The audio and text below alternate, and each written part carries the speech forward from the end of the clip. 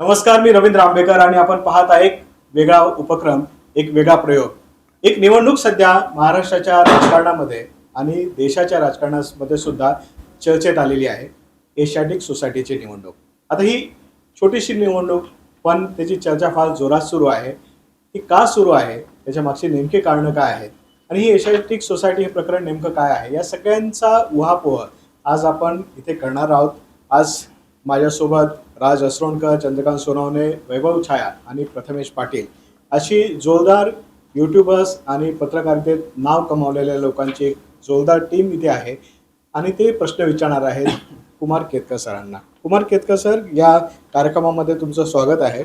सगळ्यात आधी एशियाटिक सोसायटीच्या बाबतीत सांगा की ही निवडणूक आहे, या निवडणुकीत बरेच वाद वृत्तपत्रांमध्ये आपल्याला पाहायला मिळत आहेत. याला थोडंसं राजकीय वळण सुद्धा आलेलं आहे या वादांना. ही नेमकी निवडणूक आहे काय? हे राजकीय वळण हे आता अगदी काही दिवसांपूर्वी आलंय, नाहीतर निवडणुका एशियाटिकमध्ये गेले कित्येक वर्ष सातत्याने होत आलेले आहेत आणि त्यांना कधीही राजकीय वळण आलेलं नव्हतं. आता हे राजकीय वळण आलंय, त्याची कारणं एकदम वेगळी आहेत. एका विशिष्ट विचारसरणीच्या लोकांनी एकूण साहित्य, संस्कृती याच्या ज्या संस्था आहेत त्या आपल्या ताब्यात असाव्यात. नाही, विशिष्ट म्हणजे कोण असं नाव घेणं योग्य आहे की नाही मला माहीत नाही, परंतु साधारणपणे तुम्हाला अंदाज येईल की जे लोक आत्ता महाराष्ट्रात सत्तेत आहेत, दिल्लीत सत्तेत आहेत, त्यांना असं वाटतं की केवळ ती सत्ता महत्त्वाची नाही, तर इथल्या ज्या साहित्य, कला ह्या इतर संस्था आहेत त्याच्यावरती पण त्यांचं प्रभुत्व असलं पाहिजे, वर्चस्व असलं पाहिजे. अशा विचारांनी जे काम करतायत त्या संस्था, ते पक्ष म्हण किंवा ते राजकीय विचार करणारे लोक यांनी असं ठरवलं की आता एशियाटिक सुद्धा त्यांच्या वर्चस्वाखाली आली पाहिजे. त्यांचा तसा प्रयत्न चालू आहे आणि त्याच्यामुळे त्याला राजकीय वळण लागलंय. नाही तर आता मी स्वतः एशियाटिकचा लाईफ मेंबर आहे.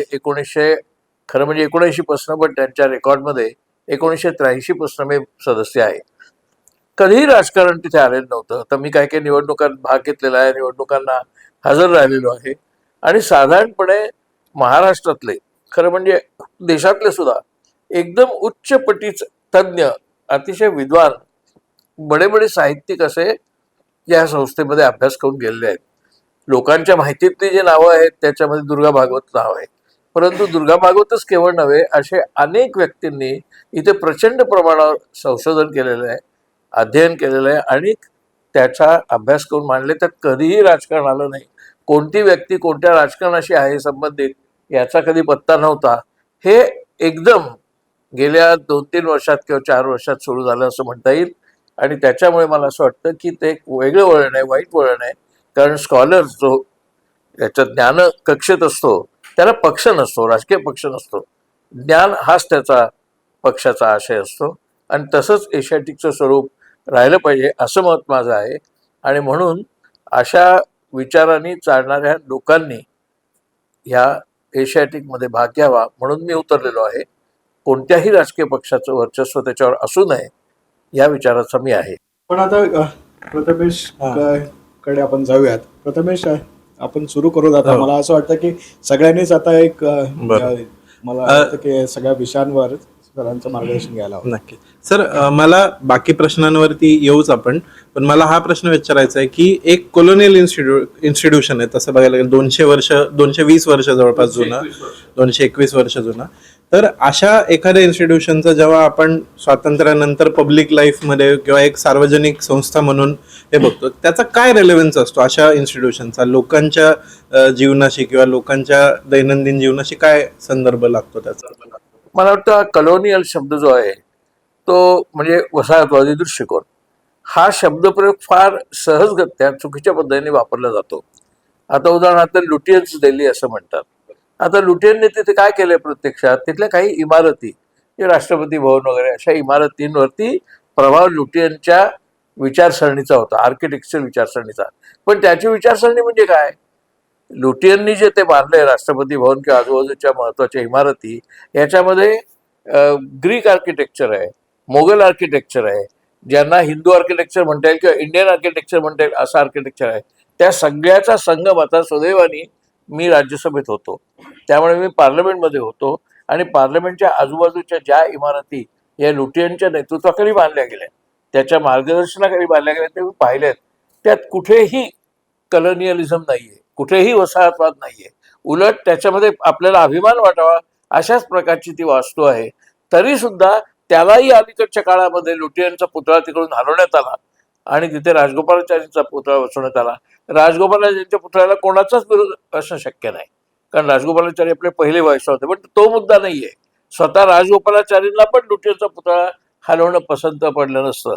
इतकं लुटियनचं महत्व त्या दिल्लीच्या अभिनव संस्कृतीमध्ये, ती संस्कृती स्वातंत्र्याच्या अगोदर सुरू झाली, म्हणजे ती वसाहती तसाच सुरू झाली. म्हणूनच जर त्याला वसाहतिक म्हणायचं असेल आणि अशा पद्धतीने वसाहतिकवादाचा जर विचार करायचा असेल तर आपण क्रिकेट खेळायला नको.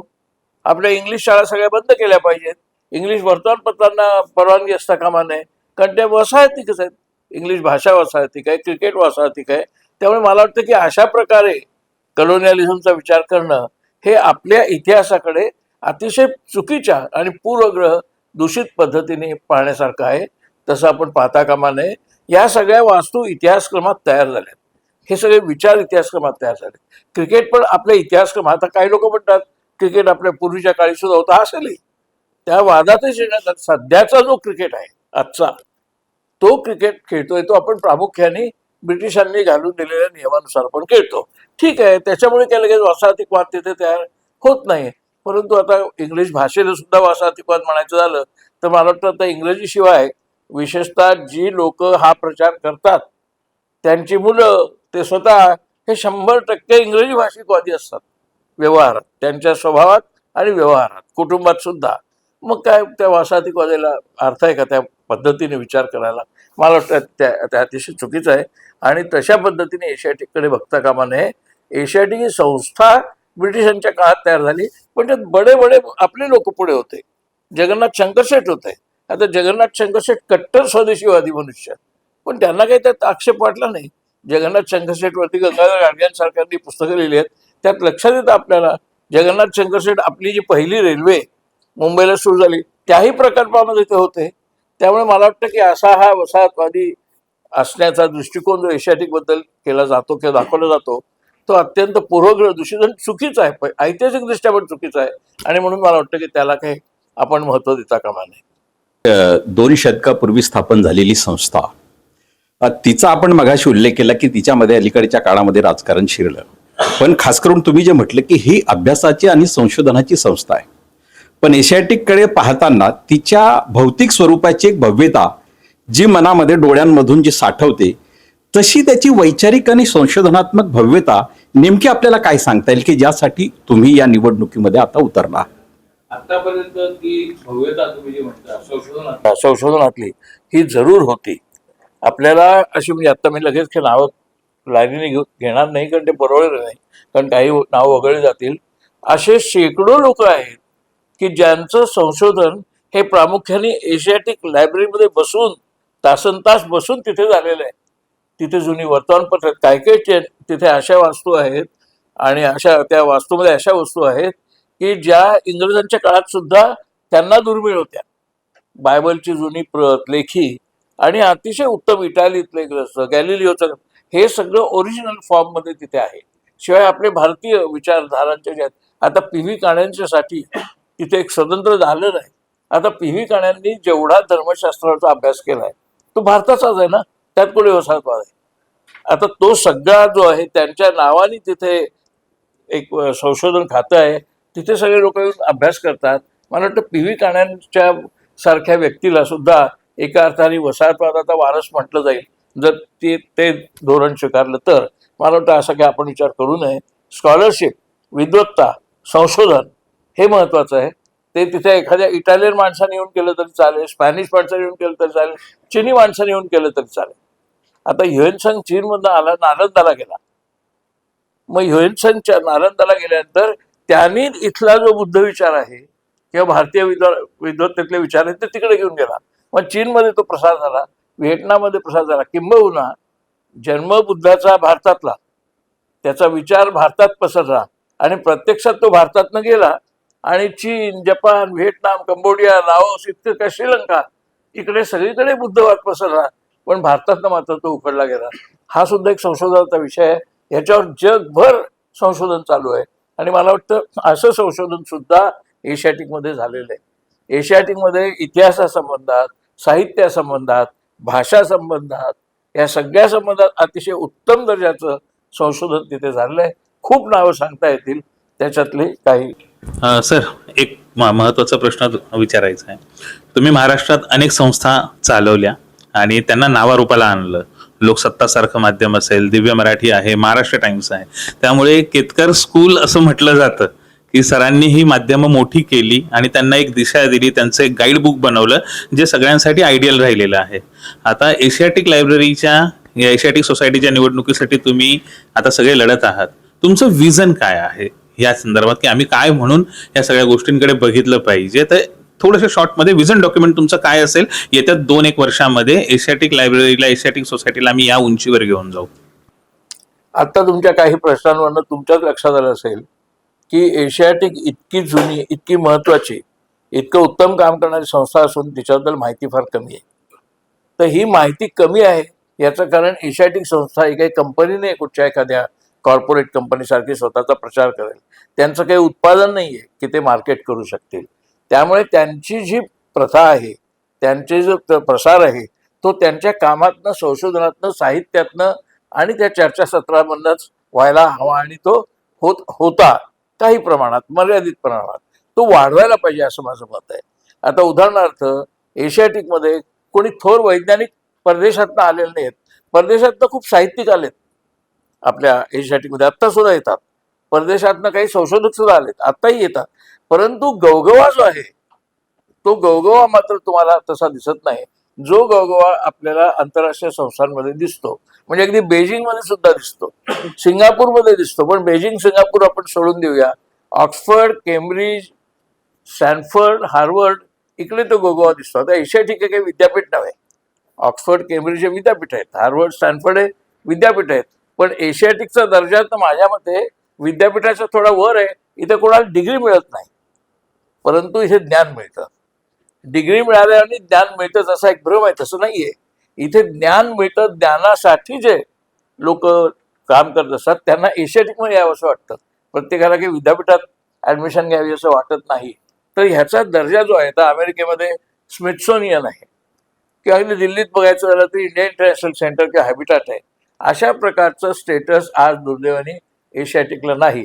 आता ते व्हिजन म्हणतात, तर ती व्हिजन अशी आहे की एकेकाळी नालंदाला जे होतं ते एशियाटिकला आज असलं पाहिजे. आज ऑक्सफर्ड, केम्ब्रिजला जे आहे ते आज असलं पाहिजे. जरी ते विद्यापीठ नाहीये तरी सुद्धा तो जो दर्जा आहे, ज्ञानाचा दर्जा, तो त्या एशियाटिकमध्ये असला पाहिजे असं मला वाटतं. प्रत्यक्षात तो आहे, त्याचा प्रसार झालेला नाही आणि त्यामुळे तो कुंठित झाल्यासारखा झाला, स्थगित झालाय. तर तो परत तिथे आणणं, तिथे मोठे मोठे कलाकार येणं. आता इथे रविशंकरचा कॉन्सर्ट झाला पाहिजे छोट्या हॉलमध्ये निमंत्रितांसाठी. इतकं मोठं, आता रविशंकर नाहीत ते सोडून द्या, पण तत्सम कला आल्या पाहिजेत. सगळ्या चित्रपट कला, नाट्यकला, सगळ्या कला आल्या पाहिजेत. अजून तरी एशियाटिकमध्ये अशा कलांना त्या संशोधनाचा दर्जा मिळत नाही. आपल्याकडे एकूणच कलांना संशोधनाचा दर्जा नाहीये. चित्रकलेची प्रदर्शनं होतात की एशियाटिकमध्ये नाही होत. परंतु जहांगीरला जातो, सब जवळच आहे पण तिथून जहांगीर, तिथे आपण जहांगीरला जातो. अलीकडे इतरही काही काही गॅलरीज चालल्या आहेत. पण एशियाटिकमध्ये तसे कॉन्सर्ट झाले पाहिजेत, तशा मैफली झाल्या पाहिजेत, तशी प्रदर्शनं झाली पाहिजेत. आणि नुसते साहित्यिक किंवा समाजशास्त्रीय संशोधक नाही, तर वैज्ञानिक सुद्धा तिथे आले पाहिजेत आणि त्या वैज्ञानिकांशी चर्चा झाल्या पाहिजेत. आणि art and cinema and culture and science हे सगळं एकत्रितपणे आलं पाहिजे.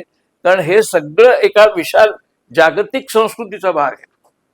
संस्कृती ही कधीही स्थानिक नसते, ती संस्कृती जागतिकच असते. प्रत्येक संस्कृतीवरती सगळ्या जगाचा प्रभाव पडलेला असतो. त्या भागात ते होते म्हणून आपण त्याला भारतीय संस्कृती असं वगैरे शब्द करतो. पण त्याच्यात आपण चुका करतो, पाश्चिमात्य संस्कृती म्हणतो. पण पाश्चिमात्य संस्कृती म्हणजे कुठची? पोर्तुगालची, स्पेनची, का इंग्लंडची, जर्मनीची? आता त्या पाश्चिमात्य संस्कृतीमध्येच आईन्स्टाईन पण होता, हिटलर पण होता. त्यामुळे पाश्चिमात्य संस्कृती असं काही नाही. तसंच भारतीय संस्कृती नाही. भारतीय संस्कृती म्हणायचं आपण अभिमानाने, आणि सगळ्यात काय अतिशय उग्र अशी जाती व्यवस्था आपल्याकडेच आहे. मग ती काय भारतीय संस्कृतीचा भाग आहे का? भारतीय संस्कृतीचा भाग आहे ते असं मानलं तर तो भाग उच्चाटन करून आपल्याला खरी भारतीय संस्कृती त्याच्या पुढे न्यायला हवी. तर मला वाटतं भारतीय संस्कृती असेल, पाश्चिमात्य तुम्ही म्हटलं ती असेल, चीनी असेल, जपानी असेल, त्या सर्व संस्कृतींचा संगम एशियाटिकमध्ये व्हायला पाहिजे. जरी इथे एशिया शब्द असला तरी एशियातलेच नव्हे, जगातल्या सर्व संस्कृतींना इथे त्यांचं व्यासपीठ मिळालं पाहिजे असं मला वाटतं. ही आमची विजन आहे आणि आता तरी दुर्दैवाने तसं होत नाहीये. इतक्या वर्षाच्या वाटचालीमध्ये अशी कुठली पार्श्वभूमी, असे कुठले दाखले आलेले आहेत का की ही संस्था एक विशिष्ट विचारधारा, समजा डावीकडे झुकणारी वगैरे अशा पद्धतीने काम करते, अशा संशोधनाला वाव देते, असं कधी झालंय का? कारण तुमच्या जे विरोधातलं जे पॅनल आहे तर त्यांचा आरोप आहे या संस्थेवरती की ही वैचारिक अस्पृश्यता बाळगणारी संस्था आहे. तुम्हाला असं वाटतं का, तुमच्या नजरेमध्ये असं कधी झालंय का, एशियाटिकमध्ये असं घडलेलं आहे? आता नावं घेणं योग्य होणार नाही, पण जर अगदी उल्लेखच करायचा झाला तर तिथे उजवं डावा असं काही नव्हतं. आता दुर्गा भागवत उजव्या की डाव्या, अशोक शहाणे उजवे की डावे, हे सगळे तिथे काम करत होते. आणि लौकिक अर्थाने म्हणाल तर ते काही कम्युनिस्ट पक्षाच्या बाजूचे नव्हते, समाजवादी पक्षाचे नव्हते, काँग्रेसच्याही बाजूचे नव्हते. आणि ह्यांचं नाव देशभर आहे. तेव्हा मला वाटतं की अशा पद्धतीने त्याचा विचार करणं, डावे उजवे वगैरे, हे फार संकुचित मनाचं लक्षण आहे. चालू आहे तो प्रोपगंडाची. आता प्रचार हा नेहमीच संकुचित असतो. आता माझ्याबद्दलचा तो प्रचार आहे म्हणजे काय आहे, मी काय आहे की ज्याच्यामुळे त्यांनी आमच्या पॅनलमध्ये तुम्ही पाहाल तर सगळे लोक काही माझ्या विचाराचं नाहीये. मला तर या घडीला आमच्या पॅनलमध्ये कोण उजवा, कोण डावा, कोण मधला, कोण वरचा, कोण खालचा काही माहित नाही. मला फक्त एवढंच माहिती आहे की अभ्यासू माणसं आहेत, की त्यांनी जो विषय निवडलाय त्याच्यात ते खूप संशोधन करतात, त्याच्याबद्दल चर्चा घडवून आणतात, त्याच्याबद्दल चिंता आणि चिंतन करतात. अशी जी माणसं आहेत ती कोणत्याही विचारती असोत, विचारसरणी ही शेवटी जागतिक पार्श्वभूमीवरती अतिशय संकुचित गोष्ट आहे. नाहीतर चीन, ऑक्सफर्ड, स्टॅनफर्ड आणि जपानमधले इन्स्टिट्यूट हे सगळे जे आहेत याला कुठच्या विचारसरणीत बांधलेलं नाहीये. स्मिथसोनियम नावाची जी अमेरिकेतली संस्था आहे त्याला विचारसरणीत बांधलेलं एकच छोटं उदाहरण देतो. कोलंबस तिकडे गेल्यानंतर मोठ्या प्रमाणावरती त्यावेळेला ज्यांना रेड इंडियन म्हणायचं म्हणजे नेटिव्ह अमेरिकन्स म्हणतो आपण, त्यांच्या कत्तली झाल्या लाखांनी. रेड इंडियन्स मारले गेले, कोलंबसच्या नेतृत्वाखाली मारले गेले. त्यामुळे अमेरिकेचा शोध हा जणू काही कोलंबसने लावला आणि त्यांच्या कत्तली केल्या असं एक चित्र होतं. आज अमेरिकेतल्या वॉशिंग्टनमध्ये स्मिथसोनियन नावाची जी गॅलरी आहे तिथे त्या रेड इंडियन्सच मुख्य कल्चर तिकडे दाखवलेलं आहे. आणि त्यात दाखवलेलं आहे की कोलंबसच्या लोकांनी कसे अत्याचार केले, कोलंबसच्या लोकांनी कशा हत्याकांड केली, हे दाखवलेलं आहे त्या तिथल्या प्रदर्शनामध्ये. आपल्याकडे आपण दाखवतो का असं की दलितांवरती किती आणि कसे अत्याचार झाले भारतीय तथाकथित उज्ज्वल भारतीय संस्कृतीमध्ये? म्हणजे उज्ज्वल संस्कृती आहे ती वेगळी आणि त्यातले हे भाग आहेत हे पण वेगळे. मग त्या पाश्चात्य संस्कृतीत कोलंबसही आहे आणि रेड इंडियन्स पण आहेत. असं अशा पद्धतीने विचार करायच्या ऐवजी एकूण सगळ्या इतिहासाचा समग्र पर्स्पेक्टिव्ह घेऊन असं एशियाटिक हे ज्ञानशाखा असली पाहिजे, ते ज्ञान संस्था असली पाहिजे, हे आमचे विजन आहे. आणि म्हटलं तसं डाव्या उजव्या विचाराचा काय संबंध आहे? एंड ऑफ आयडिओलॉजीचं जग आहे असं आपण म्हणतो. या अशा जगामध्ये भारतामध्ये जी स्थिती आपल्याला पाहायला मिळते की ज्याच्यामध्ये राजकीय हा प्रभाव जास्त पडतोय प्रत्येक आयडिओलॉजीवर, प्रत्येक क्षेत्रावर, कला असेल, साहित्य, संस्कृती, सगळ्या ह्याच्यामध्ये. आणि राजकीय लोकांना जे जे वाटतंय त्या पद्धतीने संस्कृतीचं पुनर्लेखन सुरू आहे. एशियाटिक सारख्या संस्थेचं या सगळ्या ह्याच्यामधलं स्थान काय असणार आहे? नवीन संशोधक ह्या भागामध्ये येत आहेत का, येणार असतील का? किंवा तुमच्या माहितीतल्या काही लोकांना तुम्ही अशा पद्धतीने प्रवृत्त केलेलं आहे की या नव्या काळामध्ये नवीन पद्धतीने संस्कृतीचं पुनर्लेखन व्हायला पाहिजे.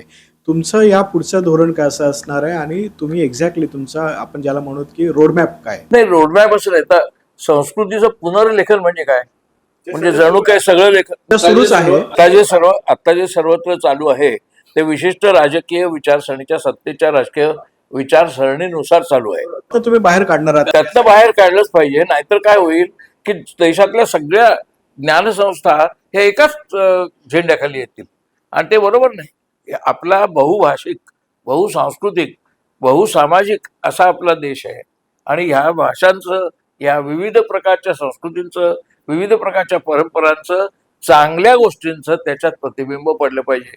जे विषमता विरोधी आहे त्याचं पडलं पाहिजे, आणि जे समतेचे विचार आहेत ते त्याच्यात आले पाहिजेत. परंतु दुर्दैवाने हल्ली कोणी समता शब्द वापरला की त्याला डावा म्हणतात. असं मूर्खपणाचं आहे हे सगळं. समता विवेकानंदांचं मान्य होती. जर विवेकानंद उजवे आहेत का डावे आहेत मला माहित नाही, पण विवेकानंदाला पण समता दृष्टिकोन मान्य आहे, आंबेडकरांनाही मान्य आहे. पण आंबेडकर आणि विवेकानंद एका पक्षात जाऊ शकत नाहीत. पण आंबेडकर आणि विवेकानंद यांचा समता हा दृष्टिकोन आहे. त्यामुळे मला असं वाटतं अशा प्रकारे निवेदन करून की हे पुनर्लेखन, हे पूर्वीचं लेखन, हे सध्या चालू असलेलं लेखन, असा ज्ञानाकडे विचार करून चालत नाही. आता आपल्याकडे असं म्हणायची पद्धत आहे की न्यूटनच्या अगोदरच आपल्याला गुरुत्वाकर्षणाचा शोध लागला, त्याच्यानंतर राईट बंधूंच्या अगोदरच आपल्याकडे विमान उडवलं गेलं. असं काहीही सांगितलं जातं आपल्याकडे. प्लास्टिक सर्जरी आपल्याकडे अजूनच फार पूर्वीपासून होती. गणपतीचं डोकं जे आहे ते हत्तीचं आहे, यावरून प्लास्टिक सर्जरी होती असं वाटतं. जेनेटिक्स आपल्याकडे पूर्वीपासून होतं, कारण 100 करोड एकाच टाईपचे होते. असं काहीही बोललं जातं. ती ह्याला आधार विज्ञानाचा असला पाहिजे, याला आधार ऐतिहासिक संशोधनाचा असला पाहिजे, पौराणिक संशोधनाचा सुद्धा असला पाहिजे, मायथॉलॉजीचा सुद्धा झाला पाहिजे, रामायणाचाही अभ्यास झाला पाहिजे, महाभारताचाही अभ्यास झाला पाहिजे. पण तो अभ्यास झाला पाहिजे. त्याच्यातनं राजकीय विचारसरणी आणि एंड ऑफ आयडियॉलॉजीचा असा अर्थ नाहीच आहे. पहिली गोष्ट, एंड ऑफ आयडियॉलॉजी केव्हा आला पहिल्यांदा, हा मुद्दा कधी आला तर 1950च्या सुमाराला आला, ज्या वेळेला डॅनियल बेल नावाच्या एका विचारवंतग्रस्तांनी एंड ऑफ आयडियॉलॉजीचं पुस्तक लिहिलं. आणि त्याच्यानंतर पुढे 1989 साली एंड ऑफ हिस्ट्री असं पण पुस्तक आलं. त्यानंतर एक पुस्तक आलं एंड ऑफ लिबरलिझम. अशी बरीच पुस्तकं त्यावेळेला आली, ती त्या त्या विशिष्ट काळानुसार आली. कारण साधारणपणे 20व्या शतकाच्या सुरुवातीच्या पहिल्या दशकानंतर मुख्यतः 2च विचारसरण्यांनी जगभर एक प्रस्थापितत्व केलं होतं. पहिला एक होती कम्युनिस्ट विचारसरणी, लेनिन स्टॅलिनच्या नेतृत्वाखाली, दुसरी हिटलरची, फॅसिस्ट हिटलर मुसोलिनीची. त्यामुळे त्यांच्या आयडियॉलॉजीचं महत्त्व वाढलं होतं. आणि म्हणून मग असं म्हणायची प्रथा आली एंड ऑफ आयडियॉलॉजी म्हणजे या दोन्ही मुक्त, म्हणजे आम्ही कम्युनिस्ट पण नाही आणि म्हणजे डावे पण नाही आणि आम्ही उजवे पण नाही. तिथे एंड ऑफ आयडियॉलॉजी हा डॅनियल बेलचा पहिल्यांदा आला. पुन्हा एंड ऑफ हिस्ट्री केव्हा आलं तर ज्यावेळेला सोव्हिएत युनियन कोसळलं. म्हणजे आता सोव्हिएत युनियन नाही, म्हणजे फक्त अमेरिकाच उरली. म्हणजे एंड ऑफ आयडियॉलॉजी आणि एंड ऑफ हिस्ट्री अशा पद्धतीने त्या मांडण्या झाल्या. त्या तात्कालिक आहेत, त्याच्यामध्ये काही फारसा हे नाहीये. आता आंबेडकरांच्या बद्दल सांगायचं तर प्रॉब्लेम ऑफ मनी त्यांनी ज्यावेळेला लिहिलंय त्यावेळेला किन्सने सुद्धा त्याचा ग्रंथ लिहिलेला नव्हता, त्यावेळेला आंबेडकरांनी लिहिलाय. मग आता हे सांगितलं पाहिजे लोकांना की आपल्याकडे एवढा अर्थशास्त्रीय विचार त्या काळात झालाय. दादाभाई नौरोजींनी ज्या वेळेला गेल्या शतकामध्ये म्हणजे 19व्या शतकामध्ये आपल्या दारिद्र्याचं कारण सांगणारा ग्रंथ लिहिला, पण तो काही मार्क्सवादाला अनुसरून लिहिला नाही की दादाभाई नौरोजींना मार्क्स वाचणं शक्यच नव्हतं, कारण त्यावेळेला मार्क्सचं साहित्य उपलब्धच नव्हतं.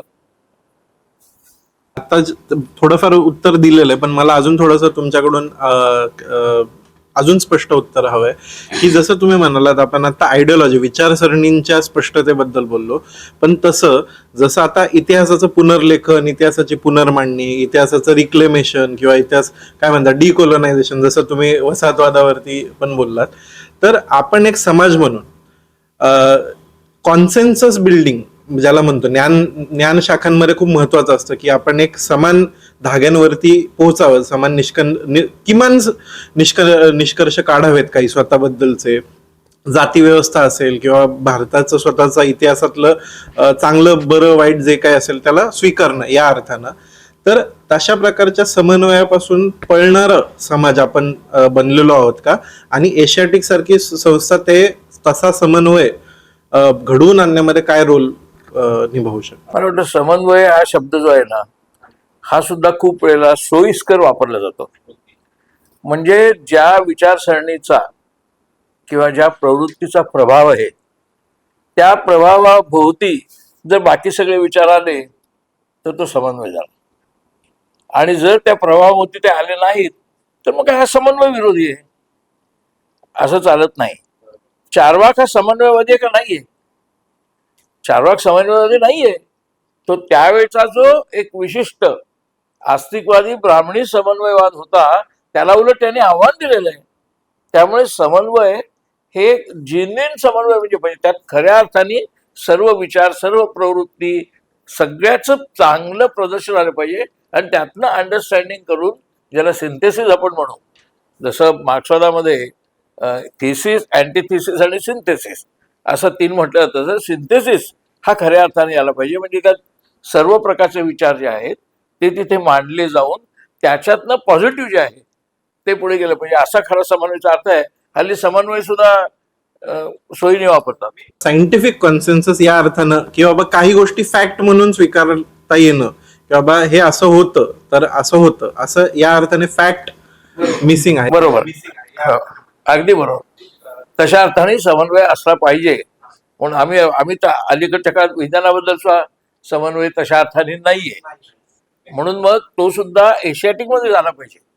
एशियाटिक मध्ये ते जे वैज्ञानिक आहेत, आता ह्याचा जन्म विश्वाचा हा बिग बँग थिअरीने झाला का नारळीकरांच्या आणि ऑइलच्या स्टेडी स्टेटमधनं झाला, याची चर्चा व्हायला पाहिजे. पण याची चर्चाच होत नसेल. कशा आता आपण पाहिलंय की मधल्या काळामध्ये वेगवेगळ्या ठिकाणी जेव्हा काही बुद्धिवंत येऊन काही थिअरी मांडत असतात, तुमच्या ज्या रेग्युलर मांडणीच्या बाहेर जाऊन जर कोणी काही मांडणी करत असेल त्याची स्पेसच भारतात राहिलेली नाही. वारंवार कार्यक्रम, आता नसीरुद्दीन शहाचा मुंबई युनिव्हर्सिटीतला कार्यक्रम रद्द केला. तर अशा स्वरूपाची स्पेसच सगळीकडची संपत चाललेली आहे. कुठलंही असं व्यासपीठ शिल्लक, व्यासपीठ हा चुकीचा शब्द आहे, पण असं कुठलं असं प्लॅटफॉर्मच शिल्लक नाही आहे की ज्याच्यावर जाऊन कोणीतरी एक वेगळी मांडणी करू शकेल. एशियाटिक ते गट्स दाखवेल का याच्या पुढच्या काळात की तुम्ही बंदी घातली तरी आम्ही लोकांना एशियाटिक मध्ये त्या गट्स होत्या, एशियाटिक मध्ये त्या गट्स होत्या. आता मी मगाशी तुम्हाला म्हटल्याप्रमाणे गेल्या काही वर्षात त्या गट्सवरती हल्ला झालेला आहे आणि त्या पुन्हा रिस्टोर करायच्या असतील तर असे सर्व विचारांचे लोक तिथे आले पाहिजेत आणि तुम्ही तिथे वाद घाला डायरेक्ट.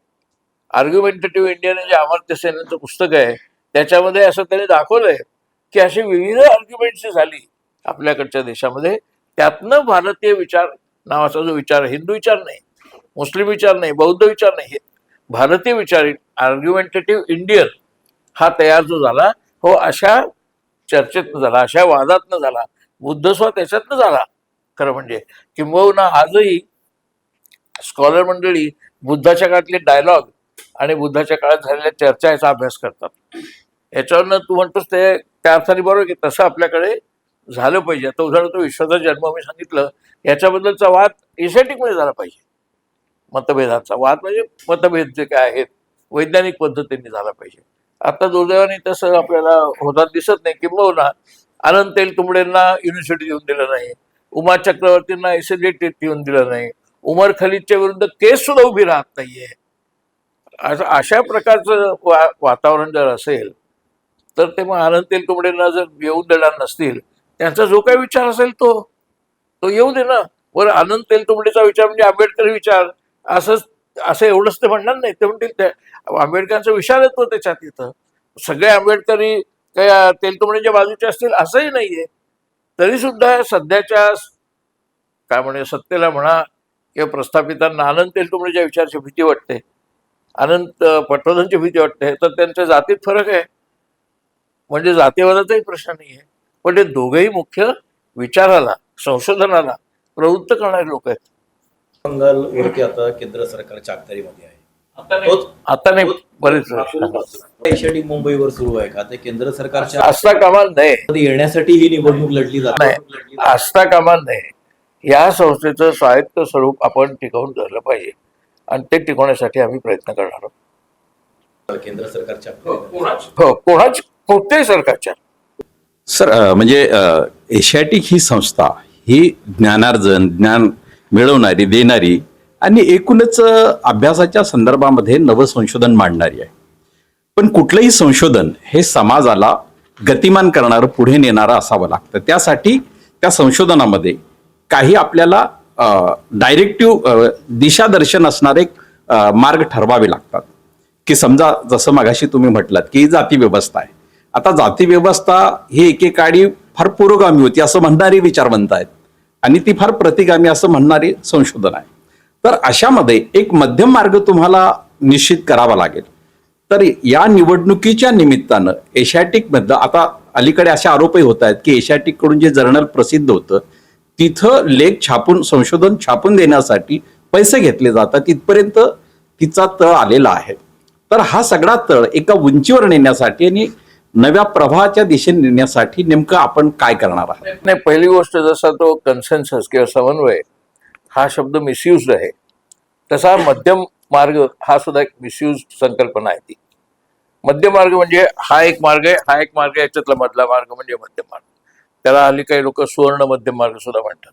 असं नसतं. हा एक मार्ग आहे, हा एक मार्ग आहे, तो एक मार्ग आहे, तो एक मार्ग आहे, अजून तो पण एक मार्ग आहे. म्हणजे फक्त मध्यम मार्ग या दोघांच्याच मधला असेल तो मध्यम मार्ग नाही. पत्रकारितेत सुद्धा हा मूर्खपणा चालतो. तुम्ही दोन्ही बाजू घेतल्या का, असं मुख्य वार्ताहर विचारतो वार्ताहरांना. दोन्ही बाजूंना तू विचारलं का? दोन्ही बाजूंना म्हणजे दोनच बाजू नाही, 10 पण बाजू असू शकतील. त्यामुळे मध्यम मार्ग असं नाही. आपल्याला सर्व अंगांनी झालेला विचार तिथे आला पाहिजे, तो मांडला गेला पाहिजे. आणि मग त्याच्यातनं जे विचारवंत असतील ते त्यांना योग्य तो त्यातनं एशियाटिक कन्क्लुजन नाही काढणार की हे बरोबर. एशियाटिक डायरेक्टिव्ह नाही देणार की हे बरोबर आणि हे चूक. आम्ही लोकांसमोर ते सगळे मार्ग ठेवणार, सगळे मुद्दे ठेवणार, सगळं संशोधन ठेवणार. लोकांनी विचार करावा, पण कोणत्याही विचाराला प्रतिबंध असणार नाही. सर, मी ह्या मुलाखतीच्या निमित्ताने आणि एशियाटिक सोसायटीच्या निवडणुकीच्या निमित्ताने मी साधारण 50 एक मेंबरशी बोललो. मी स्वतः चर्चा केली आणि सगळ्यांच्या चर्चेमध्ये एक गोष्ट कॉमन होती की त्यांनी पॅनलचं खूप चांगलं स्वागत केलेलं आहे. ते याच्यासाठी की जेंडर बेसिसवर आणि जात समूहाच्या प्रतिनिधित्वाच्या बेसिसवर एकदम व्यवस्थित पॅनल निवडलं गेलेलं आहे. प्रत्येकाला योग्य प्रतिनिधित्व तुम्ही तुमच्या पॅनलमध्ये दिलेलं, त्यासाठी सगळ्यांच्या वतीने तुमचं खरंच खूप अभिनंदन. आणि ही बुद्धी सगळ्यांना मिळावी अशी अपेक्षा व्यक्त करतो. पण या निवडणुकीच्या निमित्ताने अनेक सदस्यांनी एक भीती बोलून दाखवलेली आहे की गेल्या काही दिवसांमध्ये अचानकपणे एशियाटिकच्या मेंबर्सची संख्या जोरदार वाढलेली आहे. वोट चोरी भारतात कशी झाली, लोकसभेच्या निवडणुकीत, विधानसभेच्या निवडणुकीत, हे अख्ख्या देशाने पाहिलेलं आहे. म्हणजे एकाच ब्राझिलियन मॉडेलच्या नावावर साधारणपणे जवळपास 23 वेळा वोट केले गेलेले हे पुराव्यांनिशी सिद्ध झालेलं आहे. तुम्हाला या सोसायटीच्या निवडणुकीमध्ये ती भीती वाटते का की अचानकपणे जे मेंबर्सची संख्या वाढली, जशी विधानसभा निवडणुकीच्या पार्श्वभूमीवर महाराष्ट्रामध्ये अचानकपणे 20-25 लाख मतदार वाढले होते आणि संध्याकाळी 5च्या नंतर त्यांचं वोटिंगही त्याच मतदारांचं वाढलेलं होतं. तर तशी भीती तुम्हाला याच्यात काही वाटते का? आणि जर ती भीती आहे किंवा जर तशी काही शक्यता आहे तर त्याच्यावर तुमची काय उपाययोजना आहे, काय रणनीती आहे?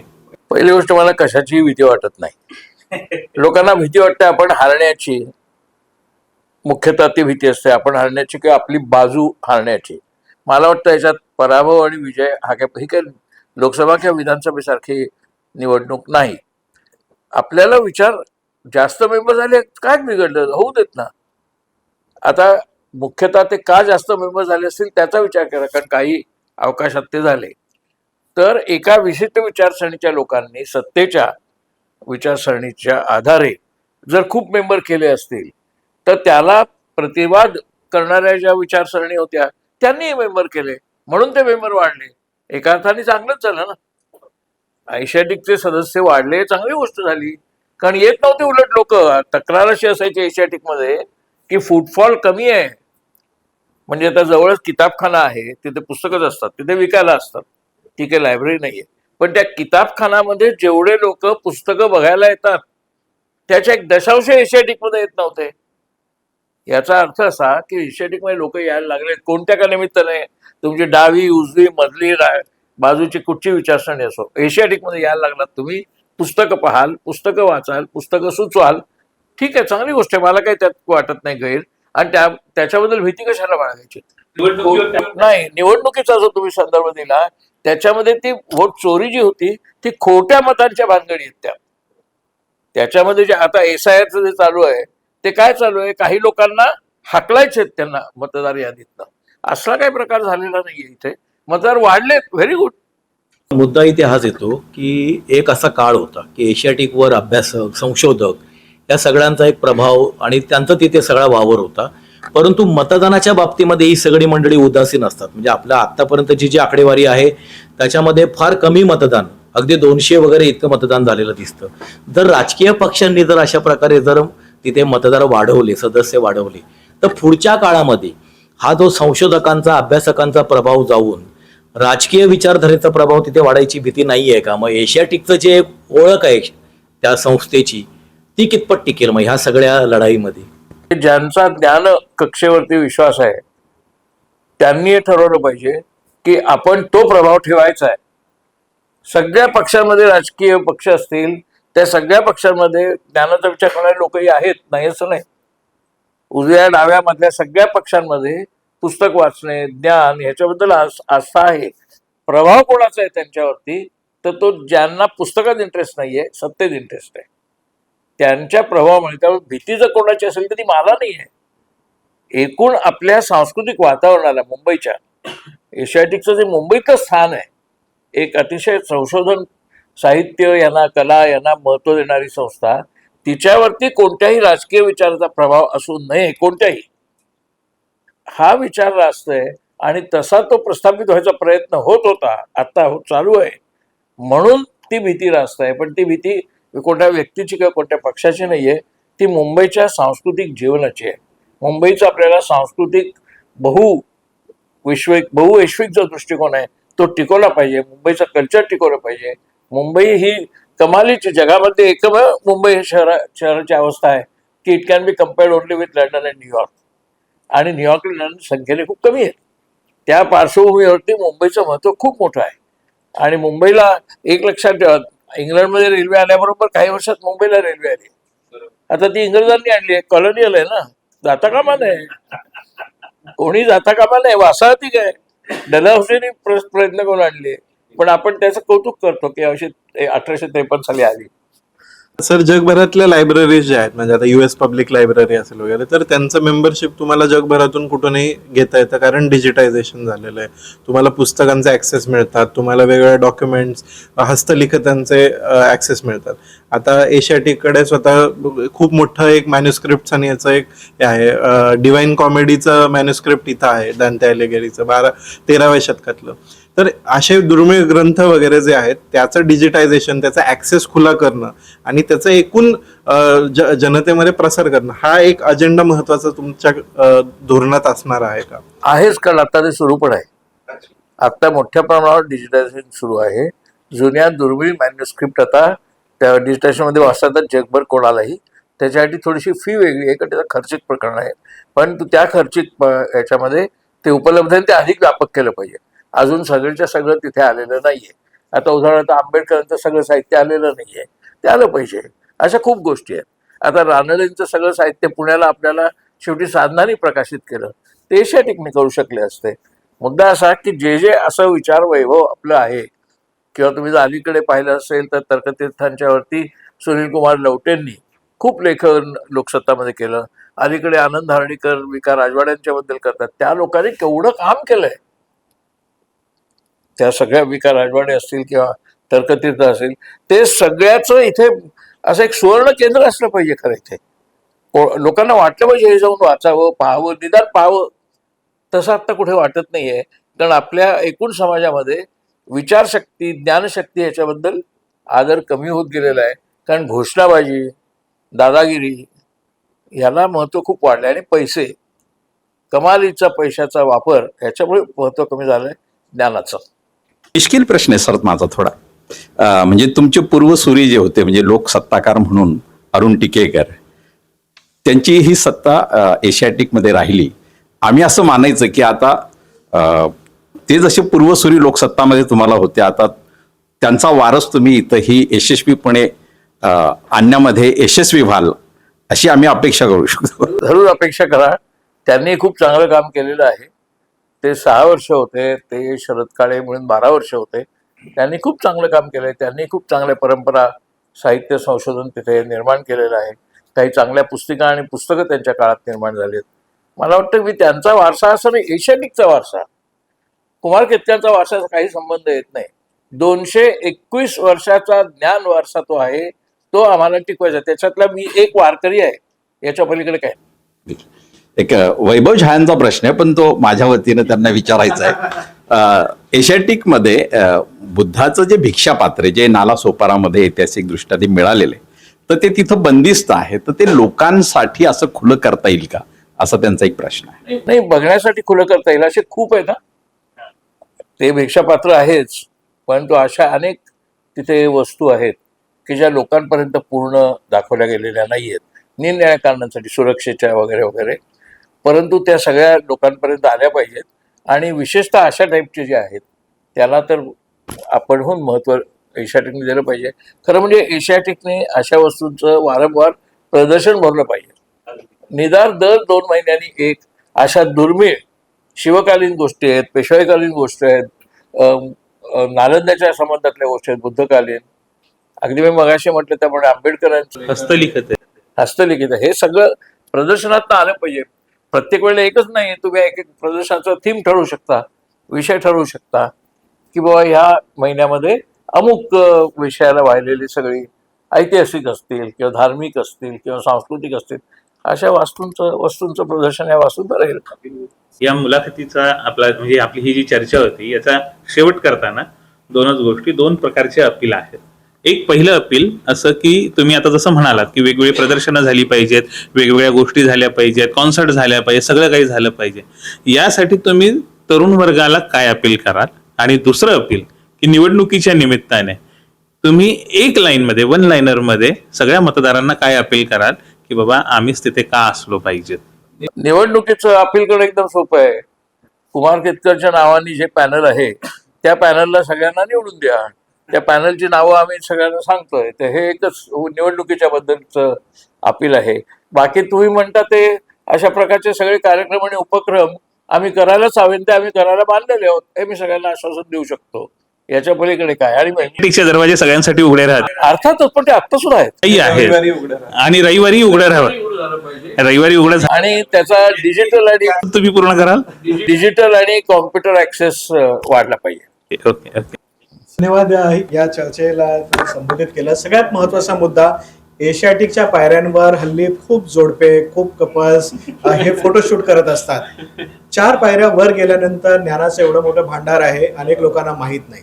मला असं वाटतं की या सगळ्या चर्चेनंतर ते सगळी तरुणाई या एशियाटिककडे वळेल. त्याचबरोबरीने भारताच्या, महाराष्ट्राच्या, मुंबईच्या संस्कृतीवर जो सगळ्यात मोठा घाला आहे तो म्हणजे इथे कुठलाही वैचारिक माणूस येऊन कुठलीही मांडणी करू शकत नाही. मधल्या काळामध्ये ज्या काही अनेक चर्चासत्र उधळली गेली किंवा अनेक व्याख्यानं उधळली गेली त्यातल्या अनेक लोकांना आम्ही सगळ्यांनी आपापल्या यूट्यूब चॅनलवर प्लॅटफॉर्म देण्याचा प्रयत्न केला, त्यांना इथं बोलतं करण्याचा प्रयत्न केला. हे काम मुंबईतल्या एशियाटिक सारख्या संस्थेने केलं पाहिजे. ती निर्भयता दाखवली पाहिजे आणि हा निर्भय बनण्याचा हा जो काही मला असं वाटतं की हा प्रवाह आहे, ही चळवळ आहे, ही पुढे नेली पाहिजे. कुमार केतकर सरांना खूप खूप शुभेच्छा आहे निवडणुकांसाठी. निवडणुकीच्या राजकारणात आमचा अनुभव थोडासा कमी आहे. तुम्ही एक राज्यसभा तुम्ही पाहिलेली आहे, तिथले राजकारणी लोकांचं टेम्परामेंट, त्यांच्या रणनीती तुम्ही पाहिलेल्या आहेत. त्यामुळे निवडणूक तुम्हाला, मला असं वाटतं की तितकीशी जड जाणार नाही. आमच्या सगळ्यांकडनं तुम्हाला शुभेच्छा. धन्यवाद. हो, तर त्यामुळे तुम्हाला ही डावपेच आता बऱ्यापैकी चांगल्या पद्धतीने माहिती आहे. त्यामुळे निवडणूक पण तुम्हाला फार जड जाणार नाही. आपल्या सगळ्यांकडनं केतकर सरांना शुभेच्छा. धन्यवाद.